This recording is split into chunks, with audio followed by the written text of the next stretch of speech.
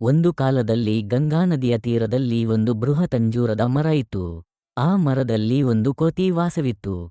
ಆ ಮರದ ಹಣ್ಣುಗಳು ಬಹಳ ರುಚಿಯಾದವು. ಅಲ್ಲಿಯೇ ನದಿಯಲ್ಲಿ ಒಂದು ಮೊಸಳೆ ವಾಸವಾಗಿತ್ತು. ಒಮ್ಮೆ ಮೊಸಳೆ ಬಂದಾಗ ಕೋತಿ ಅದಕ್ಕೆ ಹಣ್ಣುಗಳನ್ನು ಕೊಟ್ಟು ಸ್ನೇಹ ಗಟ್ಟಿ ಮಾಡಿತು. ದಿನಗಳು ಕಳೆದವು. ಮೊಸಳೆ ಪ್ರತಿದಿನವೂ ಆ ಹಣ್ಣುಗಳನ್ನು ತಿನ್ನಲು ಬರುತ್ತಿತ್ತು. ಒಂದು ದಿನ ಮೊಸಳೆಗೆ ಬುದ್ಧಿ ಬಂತು. ಅದು ತನ್ನ ಹೆಂಡತಿಯ ಮಾತು ಕೇಳಿತು. ಆ ಕೋತಿಯ ಹೃದಯವನ್ನು ತಿನ್ನುವುದು ಚತುಷ್ಪಥ, ಏಕೆಂದರೆ ಅದು ದಿನವೂ ಮಧುರ ಹಣ್ಣು ತಿನ್ನುತ್ತದೆ. ಮೊಸಳೆ ಕೋತಿಗೆ, ನೀನು ನನ್ನ ಮನೆಗೆ ಬಾ, ಅಲ್ಲಿ ನದಿಯ ನಡುವೆ ಒಂದು ಸುಂದರ ದ್ವೀಪವಿದೆ ಎಂದಿತು. ಕೋತಿ ಒಪ್ಪಿಕೊಂಡಿತು. ನದಿಯ ಮಧ್ಯದಲ್ಲಿ ಮೊಸಳೆ ತಂತ್ರ ಹೇಳಿತು. ನಾನು ನಿನ್ನ ಹೃದಯವನ್ನು ತಿನ್ನಲು ಕರೆದಿದ್ದೇನೆ. ಅಚ್ಚರಿಯಾದ ಕೋತಿ ಧೈರ್ಯದಿಂದ ಬುದ್ಧಿವಂತಿಕೆಯಿಂದ ಹೇಳಿತು, ನಾನು ಹೃದಯವನ್ನು ಮರದ ಬಳಿಗೆ ಹೋಗು. ಮೊಸಳೆ ನಂಬಿತು.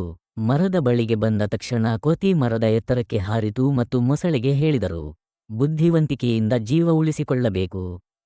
ಸಂಕಟದಲ್ಲಿಯೂ ಬುದ್ಧಿವಂತಿಕೆಯಿಂದ ನಡೆದುಕೊಳ್ಳಬೇಕು.